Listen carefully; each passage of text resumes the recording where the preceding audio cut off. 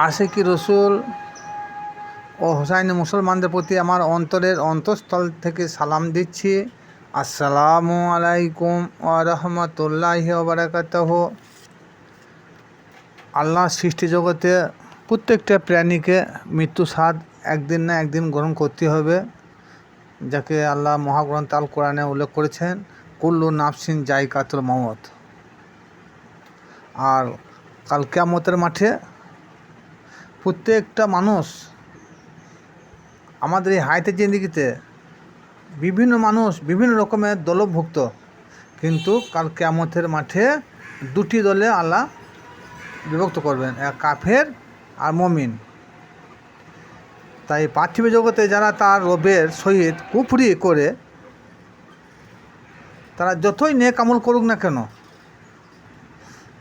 তাহা ছাইয়ের মতো, যে ছাই ঘূর্ণিঝড়ে প্রকালে মুহূর্তের মধ্যে নিঃশেষ হয়ে যায়, সেই ছাইয়ের আর কোনো অস্তিত্ব থাকে না। তার সেই নেক আমল তখন তদ্রূপ ওই রকম সব শেষ হয়ে যায়, কোনো কাজে লাগে না। যারা প্রকৃতপক্ষে জাহান্নামে, তাদের মৃত্যুর সময় পুঁজ রক্ত আহারাদি হয়, কিন্তু গিলতে গিয়েও উহা তারা গিলতে পারে না।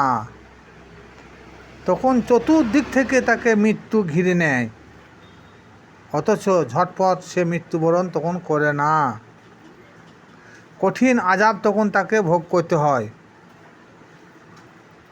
সূরা ইব্রাহিম আয়াত নম্বর 16, 17, 18 ইয়া দ্বারা প্রমাণিত। বর্তমান আমাদের কারো যখন মৃত্যু হয়, তখন তাদের মধ্যে দেখা যায় 6 মাস ধরে কোনো ব্যক্তি শয্যাশায়ী, কোনো খাবার দিলে তাহা ভক্ষণ করতে পারে না, মুখ দিয়ে গড়িয়ে চলে আসে এবং শরীরের মধ্যে বিভিন্ন ধরনের অসুবিধা ভোগ করতে থাকে। এটাও এক ধরনের তাদের আযাব। এসব বিষয়ে আমরা কোনো গুরুত্ব দিই না। ওইসব কষ্ট হতে আমাদের মুক্তি বা নাজাত পেতে হলে হায়াতের জিন্দেগিতে আমাদেরকে দ্বীন-ই ইসলামের বিধান অনুযায়ী জীবনযাপন করতে হবে। নিশ্চয়ই আল্লাহ পাক রব্বুল আলামিন তিনি গফুর রাহিম, ক্ষমাশীল, বান্দার সকল গুনাহ তিনি ক্ষমা করে দেবেন। এরপরেও সূরা মুহাম্মদ আয়াত নম্বর 27, সূরা আনফল আয়াত নম্বর 50, সূরা আনাম আয়াত নম্বর 93, এই আয়াতগুলোতে আল্লাহ বলেন, যারা কাফের মুশরিক, তাদের মৃত্যুর সময় মুখমণ্ডলে ও পৃষ্ঠদেশে প্রচণ্ড আঘাত এনে জান কবজ করতে থাকে আমার কিছু ফেরেশতা মণ্ডলী। যেমন বলা হয়েছে, ফা কাইফা ইজা তাওয়াফাত হুমুল মালাইকাতাহু ইয়াদবিরুনা উজুহাহুম ওয়া আদবারাহুম। অর্থ, আল্লাহর রসুলগণ তাদের মুখমণ্ডলে ও পৃষ্ঠদেশে আঘাত এনে জান কবজ করে। এই আযাবের পর কিয়ামতের আগে আর কোনো আযাব নাই। যদি কবরের আযাব থাকতো, তাহলে সেটাও আল্লাহ পাক রব্বুল আলামিন মহাগ্রন্থে আল কোরআনে বর্ণনা করতে দ্বিধাবোধ করতেন না। সুতরাং মৃত্যুর পর তার আত্মাকে সিজ্জিন ও ইল্লিনে রাখা হয়। হযরত আলী হইতে বর্ণনা করেছেন যে ইল্লিন ও সিজ্জিন পার্থিব জগতে বিদ্যমান।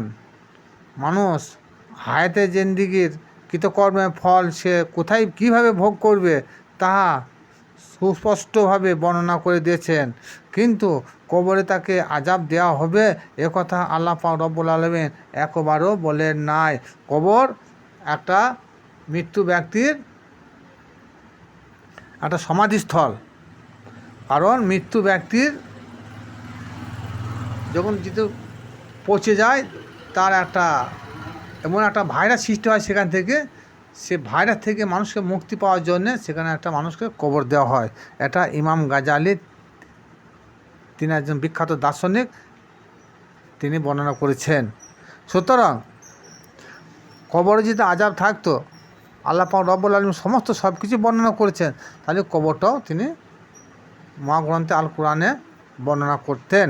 সুতরাং কোরআন অনুযায়ী বোঝা যাচ্ছে যে কবরে আযাব হবে না, কিন্তু আল্লাহর ক্ষমতাকে আমি অপব্যবহার করছি না।